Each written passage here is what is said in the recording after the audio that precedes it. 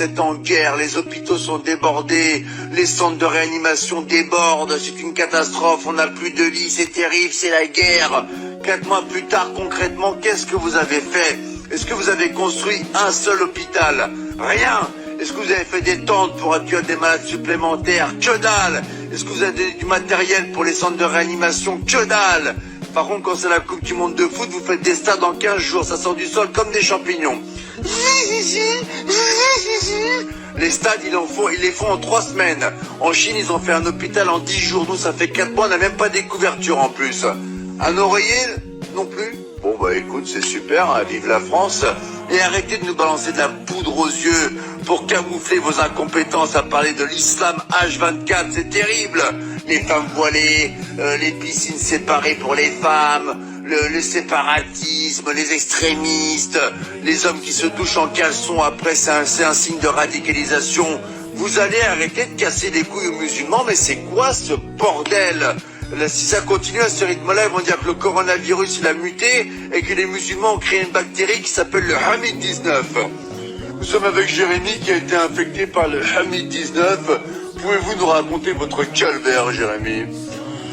Ça a commencé par la barbe qui pousse toute seule. Alors je suis un berbe à la base, donc c'est un peu incohérent vraiment.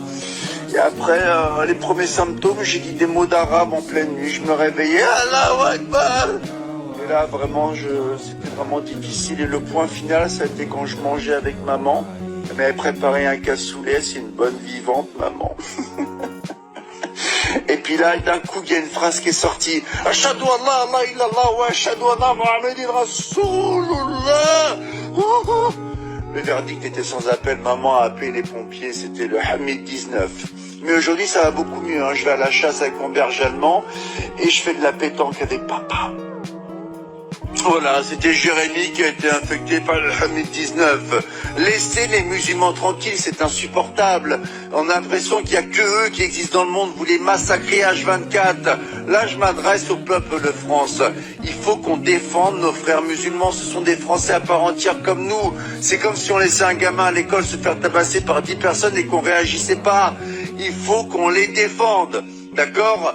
Les médias se servent d'une minorité pour salir une majorité. Ils leur cassent les couilles. La plupart des musulmans, ils sont en France, ils sont sans problème, on les entend jamais.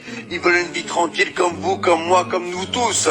Laissez les musulmans tranquilles. Et là, c'est pas un rebeu, c'est pas un Renoir qui vous parle. C'est un blond aux yeux bleus qui vient de Bretagne et qui t'emmerde, espèce de facho de merde. Ah,